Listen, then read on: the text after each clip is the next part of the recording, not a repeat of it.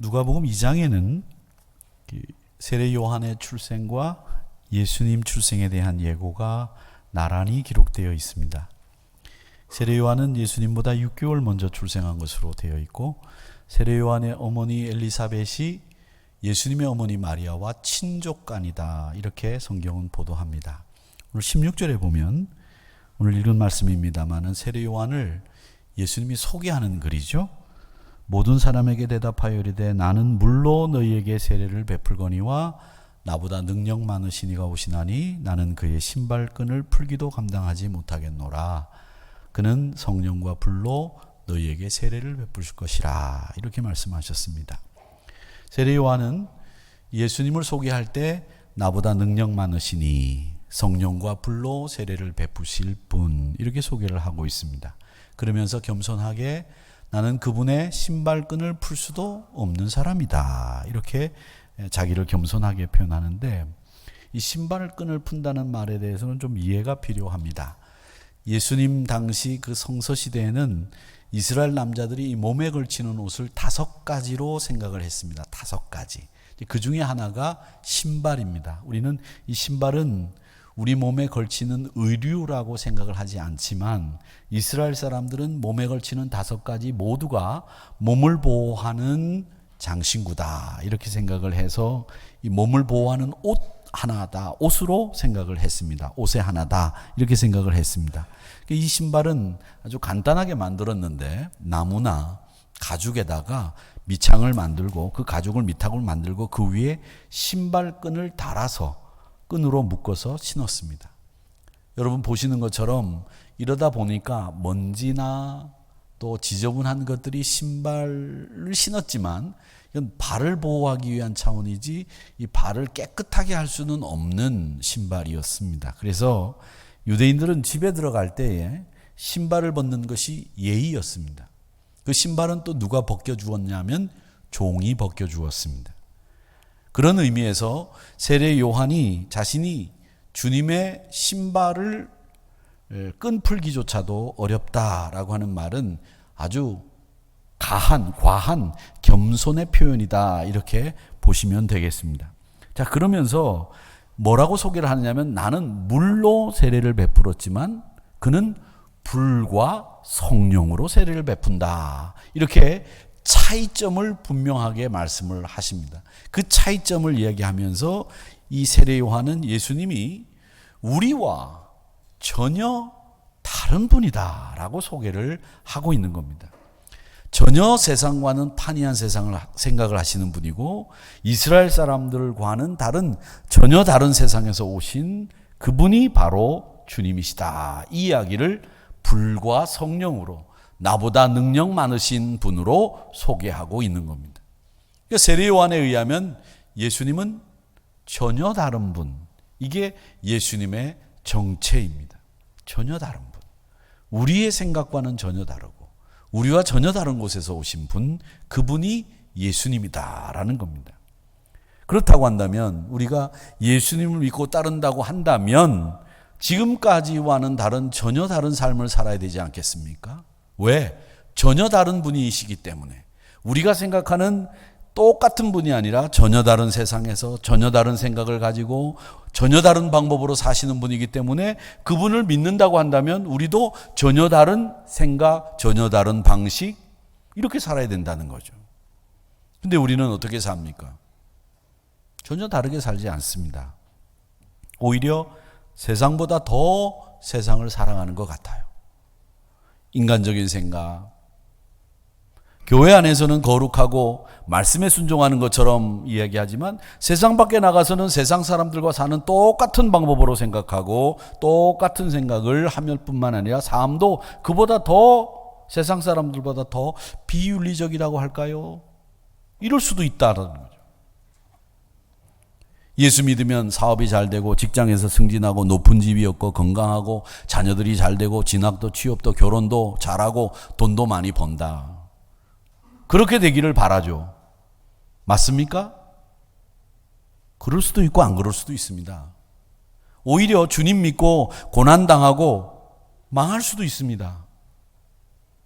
우리가 살아있다고 하는 것은 어떻게 보면 문제를 안고 산다는 거 아니겠습니까? 문제를 안고 살아있다면 언제든지 문제 만납니다. 어떤 문제든지. 문제 없는 사람은 지금 어디에 계시냐면 다 어디에 계시더라고요. 제가 가보니까. 다 누워 계시더라고요. 불러도 대답도 안 하시고 그냥 누워 계세요. 그런 분들은 문제 없습니다. 근데 살아있으면 언제나 문제를 만나는 겁니다. 그 문제를 없애려고 예수님을 믿는다고 하는데 예수님 믿어도 여러분 문제 없어지지 않습니다. 도리어 문제가 해결 안 되고 더 커질 수도 있고 전혀 새로운 문제가 생길 수도 있습니다. 그런데도 여러분 예수님 믿으시겠습니까? 믿고 계시죠.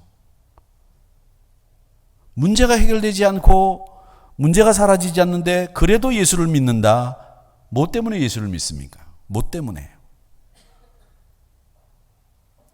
예수님의 제자들이 예수를 믿고 따르면서 모든 게 다 잘 될 줄 알았어요. 그런데 예수님이 자기 정체가 어떤 사람이다 이것을 제자들의 고백을 듣고 난 뒤부터는 예수님이 이런 얘기를 하시는 거예요. 내가 고난을 당하고 죽임을 당한다. 제자들이 깜짝 놀랐어요. 우리가 예수님을 따르는 것은 예수님 따르게 되면 모든 게 다 잘 될 줄 알았는데 고난당하고 예수님이 죽임을 당하셔? 안 됩니다.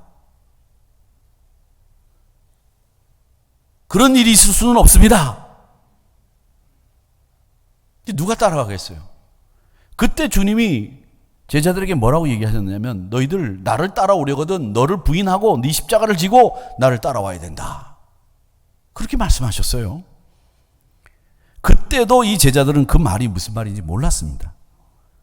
근데 지금 우리 상황이 똑같아요. 예수님 믿고 따르면 좋은 일이 생기고 모든 게 다 잘 되고 나도 좀 어떻게 이렇게 저렇게 이런 생각을 갖고 있단 말이죠. 제자들이 그러다가 주님의 음성을 듣고 주님이 고난당하고 죽임당한다는 말을 들었던 것과 똑같은 상황 우리는 듣고 있습니다마는 그게 피부로 체험이 안 되는 거예요. 그런 일은 있을 수 없다. 내가 무슨 고난을 당하고 내가 죽임을 당해. 있을 수 없는 일이지. 거기서 딱 멈춰 있는 신앙. 그런데도 예수 믿는 이유는 뭘까? 언젠가는 내 기도가 응답될 거야. 인내하라고 했으니까 참고 있어야지. 참아야지. 그러고 있는지도 모릅니다. 근데 여러분 여기서 이런 문제들을 해결할 수 있는 방법이 없을까요? 이런 문제들 여러분 어떻게 해결하고 계십니까? 여러분 우리가 바라보고 있는 시각, 우리가 생각하는 관점 이거 바꾸지 않으면 계속 이런 악순환이 반복됩니다. 우리가 바라보고 있는 관점, 시각을 바꾸자라는 말이 옛날 말로 얘기하면 하늘을 바라볼 수 있는 영적인 눈을 갖는 영적인 시각을 갖는단 말이에요. 그 영적인 시각을 갖추고 저 너머에 보이는 것을 볼 수 없으면 우리는 역시 마찬가지로 이 땅에서 우리가 누릴 것들에 대한 기대로만 신앙생활하는 거죠. 관점을 좀 바꿔보자는 거죠. 자, 관점을 바꾸기 위해서 우리가 생각해 보아야 될 명제가 하나 있습니다. 그게 뭐냐? 문제가 꼭 나쁜 거냐는 거예요. 문제가 꼭 나쁜 거냐? 괴롭고 힘든 일이 꼭 나쁜 일이냐? 괴롭고 힘든 일이 꼭 나쁜 일인가요?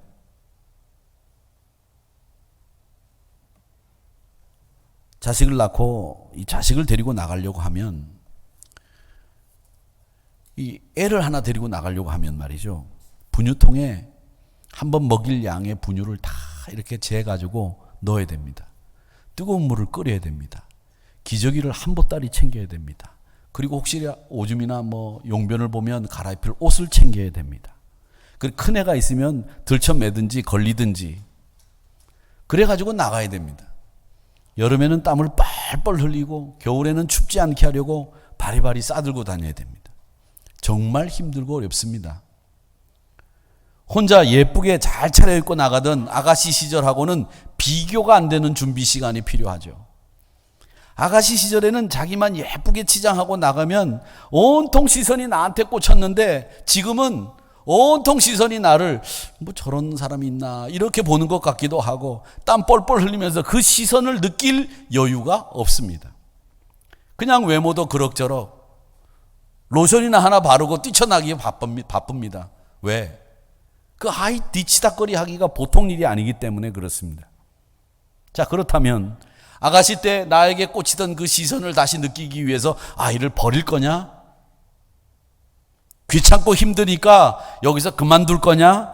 아니죠. 더 귀하고 더 사랑하지요. 자라면서 이 녀석이 이렇게 커가는 걸 보면 이 녀석이 없으면 죽을 것 같지요. 힘든 건 힘든 거고 좋은 건 좋은 겁니다. 힘들고 어렵지만 그건 나쁜 게 아니에요. 그게 손주라면 더 합니다. 허리가 이제는 손주보다가 끊어질 것 같습니다.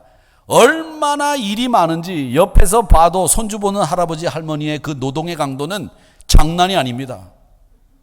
제가 보니까 그래요. 그런데 우리 권사님들 중에서 정월초하루 신년 대바람부터 예배드리고 나가면서 뭐라고 말씀하시느냐? 목사님 또 손주 보러 갑니다. 와, 파스를 허리고 다리고 안 붙인 데가 없는데 또 보러 가신다는 거예요. 힘들고 어려운데도. 그러니까 옛말에 외손주 보느니 팝안 매는 게 낫다는 말이 있어요. 팝안 매는 게 낫지 손주 보지 말라는 거예요. 그럼 손주 안 볼 거냐? 아니에요. 봅니다. 또 봅니다. 그래서 또 생긴 말이 뭐냐? 오면 반갑고 가면 더 반갑고.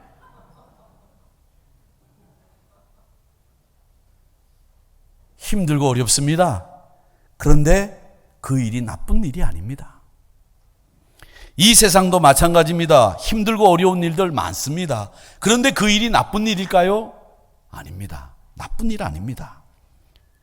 그런데 우리는 예수 믿으면서 힘들고 어려운 일 피하려고만 해요. 힘들고 어려운 일 만나면 안 생겼으면 이런 생각을 가지고 귀찮게 생각합니다. 그게 바른 신앙일까요? 우리가 바라보는 관점을 바꾸지 않으면 힘들고 어려운 일 자꾸 피하고 싶고 피해야 된다고 생각하면서 우리 신앙은 점점 침체돼 가기 시작합니다. 어렵고 힘든 일이 나쁜 일이 아니라고 하는 그 관점을 바꿔야 됩니다. 세례 요한은 우리 주님을 전혀 다른 분으로 소개하고 있죠. 인간이 아닌 하나님이 인간의 몸을 입고 오셔서 우리를 구원하셨다. 그분은 생명을 구원하신 분이시기도 하지만 저는 우리의 관점도 시각도 바꾼 분이라고 생각해요. 새로운 시각으로 세상을 바라보게 하신 분이 우리 예수님이라고 생각합니다. 예를 들어 예수님은 지금까지 우리는 사랑하면 행복하고 기쁜 줄만 알았어요. 사랑하면 덜 내 마음에 충분히 감동할 만한 일들만 생긴 줄 알았어요. 사랑하면 그냥 덜 가족들이 나한테 그냥 잘했다 하고 이쁘다 그러고 늘 좋은 말만 해주고 네가 최고다 그럴 줄 알았어요. 그런데 그게 아니거든요. 근데 예수님이 보여주신 사랑은 한없이 주기만 해야 되는 사랑을 보여주셨고요. 속절없이 손해보는 삶을 우리에게 보여주시고 우리가 생각하던 사랑하고는 전혀 다른 사랑을 말씀하셨어요. 그 삶을 십자가에서 직접 보여주셨어요. 사랑하는 게 힘든 거라고 하는 것을 보여주셨단 말이죠. 이것은 우리가 생각하는 세상의 생각과는 전혀 다른 세상에서 오신 분이기 때문에 사랑이 이렇게 다르다라는 것을 보여주신 거예요. 세례 요한이 우리에게 소개하듯이 전혀 다른 세상에서 우리가 생각하지도 않았던 전혀 다른 생각을 주시면서 관점을 바꾸어 주셨기 때문에 사랑이라고 하는 관점도 우리가 새롭게 보게 된 거죠.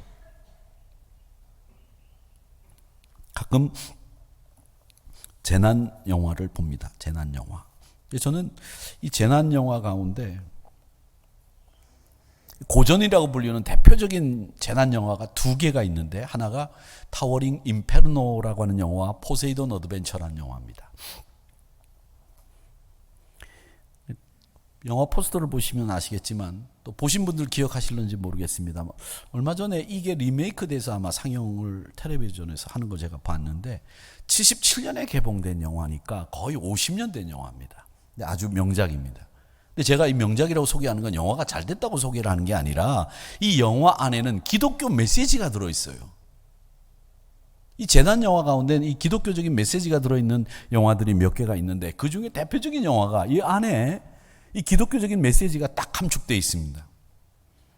타워링 인페르노라고 하는 영화는 초고층 빌딩에서 화재가 일어나서 그 화재를 진압한다는 얘기고, 포세이돈 어드벤처라고 하는 영화는 새해를 맞이하는 초호화 유람선 안에서 큰 파도를 만나가지고 배가 뒤집힙니다. 그러면서 그 안에서 이제 생존하기 위해서 생존자들이 갖은 어려움을 겪고는 배 밑바닥으로 내려가죠. 배가 뒤집혔으니까 배 밑바닥으로 내려가야 살 수 있는 거죠. 그렇게 밑바닥으로 내려가야 되는데 위로 올라가는, 이런 것도 다 이 기독교적인 메시지죠. 두 영화가 어떻게 끝나느냐 하면, 타워링 인페르노는 소방관이 그 초고층 아파트 옥상, 그 빌딩 옥상 위에 물탱크가 있습니다. 그 물탱크를 폭파함으로 해서 그 물이 그 빌딩을 전체 다 적시는 거예요. 그래서 그 타워링 인페르노란 말이 라틴어로 지옥이란 말이거든요. 그래서 그 화재로 난 그 빌딩이 화재가 진압이 된다는 얘기고, 그 포세이돈 어드벤처는 마지막 부분에 살아있는 생존자들이 배 밑바닥까지 내려가서 이제 내려갔는데 헬기가 날아와서 생존자가 있는지 이렇게 밑바닥을 망치로 두들기니까 우리가 살아있다고 응답을 해서 배 밑바닥 구멍을 뚫어가지고 그 사람들을 살려낸다는 이야기가 결말입니다. 저는 이 이야기가 왜 기독교적인 메시지가 들어있는 이야기냐, 제가 설명을 해드리려고 하는 것은, 그 초고층 빌딩 안에는, 초호화 유람선 안에는 자신의 힘으로 자신들이 자랑하는 부와 지위를 얻은 사람들이 새해 맞이를 하고 있는 거고, 거기서 자기 자랑을 하고 있는 시간들이에요. 그런데 화재가 나니까, 배가 뒤집히니까 지금까지 자기들이 자랑하던 그 부와 지위와 명예와 권력, 이런 모든 것들이 자기를 살려낼 수 없다는 거예요. 그걸 깨달아요. 그 누구도 자기들이 쌓아놓은 부로, 지위로, 권력으로, 명예로 살아나지 못하더라는 거죠. 살아날 수 있는 방법은 하나, 그 옥상에 있는 물탱크가 터지면서 화재가 진압되어야만 살아날 수 있는 거고, 밑바닥까지 올라가는 길을 가서 밑바닥을 밖에서 누군가가 두들길 때 응답해서 배 밑창을 뚫어내가지고 살아나는 방법 이외에는 없더라는 거죠. 이런 모습들이 기독교 메시지가 들어있다고 저는 생각하는데, 구원은 우리가 지금 이 세상에서 얻은 부와 지위와 명예와 권력으로는 얻을 수 없는 거예요. 그런데 우리는 이 세상에 살면서 이 땅에서 우리가 얻은 그것이 전부라고 생각하고, 그것이 마냥 우리를 즐겁게 한다고 생각을 하면서 그걸 자랑하면서 침몰하고 있는 이 침몰선 안에서, 화재가 난 초고층 빌딩 안에서 그걸 자랑하면서 불이 나가지고 지금 다 무너져 내리는데 그걸 모르고 지내고 있다는 거죠. 전혀 다른 세상에서 우리가 생각하지도 않았던 그 방법으로 우리가 구원받을 수밖에 없다는 걸 모른 채로 우리가 가지고 있는 거면 넉넉하다고 생각하는 거죠. 얼마든지 이걸 가지고 우리가 구원을 이룰 수 있다고 생각하고 행복하게 살 수 있다고 생각한다는 거죠.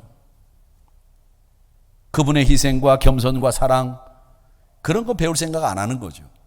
예수 믿으면서 더 많은 부와 더 높은 지위와 더 영광스러운 영예를 얻기 위해서 갖은 노력을 다 하는데, 예수 믿는 사람들이 그 길에 제일 앞장서 있다는 거예요. 그건 뭘 얘기합니까?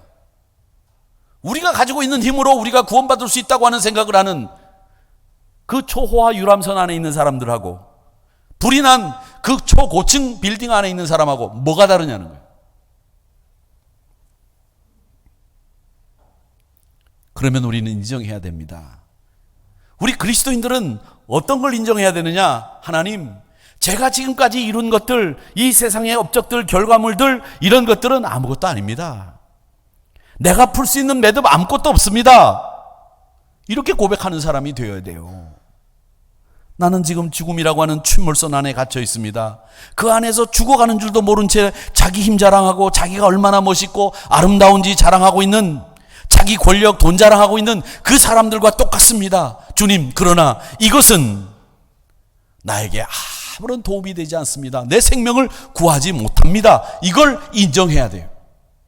그걸 인정하지 않으면 안 된다는 거죠.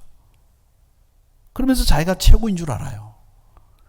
구원받아야 될 시점이 왔는데도, 주님 앞에 내가 살아야 된다고 요청해야 되는데도 그런 생각을 할 수 없다는 거죠. 그냥 자랑하고 편안하고 즐기고 만족하면 그만. 그런데도 그 순간에도 우리는 지금 침몰하고 있잖아요. 우리가 매듭을 못 풀잖아요. 이 매듭은 완전히 다른 세상에서 헬기를 타고 배 밑창을 뚫어내야만 살 수 있는 것처럼 완전히 다른 세상에서 전혀 다른 분이 오셔서 하셔야만 되는 일입니다. 그래서 전혀 다른 세상에서 전혀 다른 생각을 가지신 분이, 우리와 다른 그분이 오셔서 인간의 몸을 입고 오셔서 우리를 구원해 주시고 전혀 다른 삶이 어떤 건지를 보여준 거예요. 그렇다면 우리도 지금까지 살던 세상의 방식하고는 다른 그분을 믿고 따르기로 했으니까 전혀 다른 방법으로 살아야죠. 내 무능을 인정하고 주님 앞에서 나는 아무것도 아니라고 고백하고 전혀 다른 내가 되어야 되는 거죠. 그런데 전혀 다른 내가 안 되는 거예요. 이게 문제 아닙니까? 이 문제를 풀어야 되겠습니다. 저는 이 문제를 풀기 위해서 저는 이사야서 43장의 말씀인데, 여러분 좋아하는 말씀이죠. 2절에 보니까 네가 물 가운데로 지날 때도 내가 너와 함께 할 것이라. 강을 건널 때도 물이 너를 침몰하지 못할 것이며, 네가 불 가운데로 지날 때도 타지도 아니할 것이고 불꽃이 너를 사르지도 못하리니. 이렇게 돼 있어요. 얼마나 멋집니까? 마술쇼에서 보는 것처럼 불 가운데로 지나도 내가 안 타. 작두 위에 올라가도 안 베어져. 물 가운데로 걸어가도 빠지는 일 없어요. 이 말씀대로 오늘 한강에 가서 한번 시험해 보시기를 바랍니다.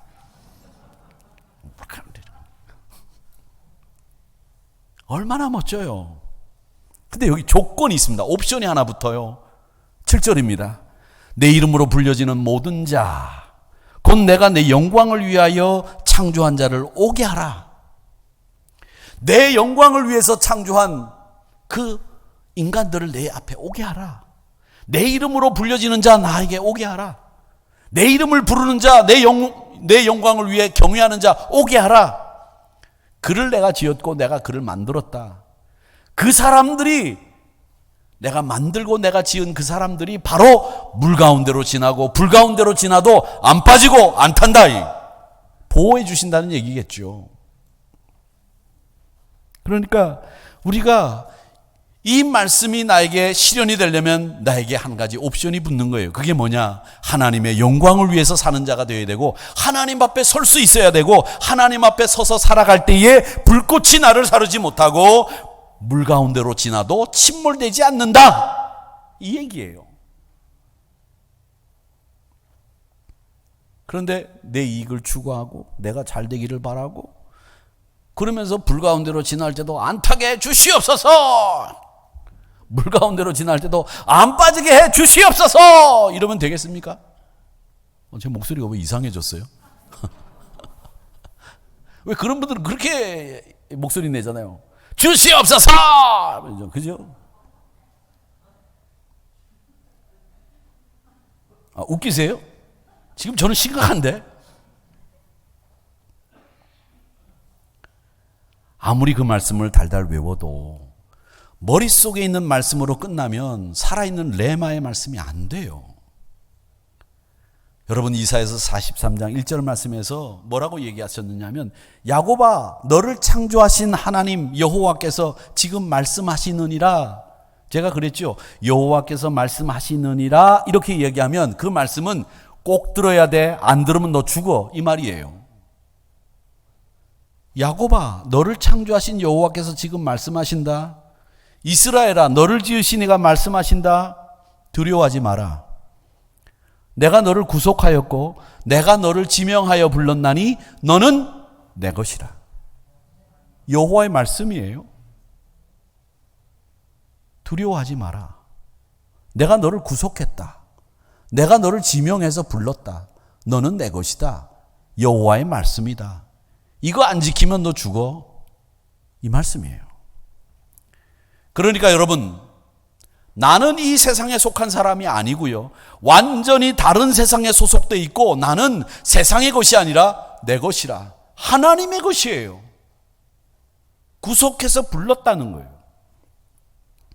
지금 내 소속이 대한민국 국민이기는 하지만 내 원래 소속은 하나님 나라예요. 그러니까 여러분 어디 가셔서 얘기하세요. 어느 나라 국적을 가지고 계십니까? 네, 제 국적은 대한민국이지만 원래 국적은 스카이, SKY, 스카이, 하늘나라예요. 아무것도 할 수 없는 내가 주님의 것이 될 때, 주님의 것이 될 때 불 가운데로 가도 사르지 못할 것이고, 주님의 것이 될 때에 물 가운데로 갈 때도 물이 나를 침몰치 못하게 되는 거예요. 우리는 하나님의 것이라는 얘기죠. 하나님의 것이기 때문에 나는 세상과 다르게 사는 사람이어야 된다는 거죠. 세상과 다르게 산다는 게 뭡니까? 세상과 타협하지 않는 거예요. 하나님을 대면해서 사는 거예요. 그게 타협하지 않는 전혀 다른 삶을 사는 거죠. 요한이 살던 시대는요, 제사장직을 돈으로 살 수 있던 때입니다.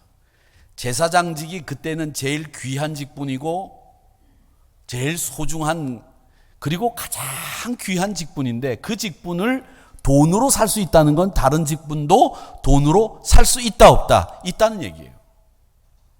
그 얘기는 뭐냐면 세상이 그만큼 영적으로 타락했다는 얘기예요. 제사장직을 돈으로 살 수 있다는 말은. 근데다가 죄 없으신 예수님을 십자가에 못 박았어요. 이 말은 뭐냐면 그만큼 그 세상이 잔인하고 잔혹하고 살벌하고 무정하고 원통하고 분을 풀지 않는 세상이었다는 거죠. 말세지 말에 나타나는 현상들이 다 있었던 때가 그 성서시대 예수님 때였고 지금도 그렇습니다. 그런데 그때 세례 요한이 주저했습니까? 주저하지 않았습니다. 왕을 향해서 어떻게 동생의 아내를 자기 아내로 맞을 수 있습니까? 잘못됐습니다! 주저하지 않았던 이유는 그 세례 요한은 전혀 다른 세상을 봤기 때문이에요. 세상과 타협하지 않았다는 거죠. 담대하게 하나님 나라를 선포하면서 전혀 다른 세상을 보여주려고 했기 때문에 그런 이야기를 할 수 있었던 거예요.